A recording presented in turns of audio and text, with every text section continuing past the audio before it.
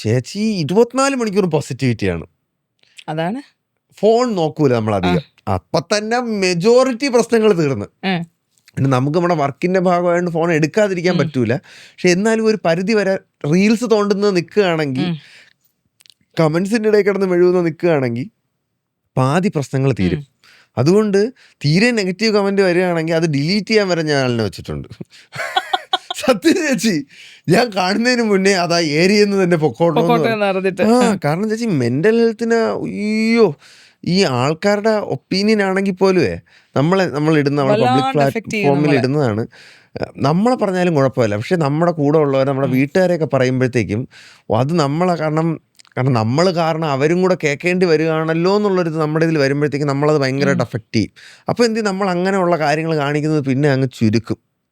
ഇപ്പം എന്നെ എന്ത് പറഞ്ഞാലും എനിക്കൊരു കുരുവില്ല, പക്ഷെ ഞാനുമായിട്ട് ബന്ധപ്പെട്ട് നിൽക്കുന്ന വിഷമം വരും. അത് ഭീകരമായിട്ട് അഫക്റ്റ് ചെയ്യും.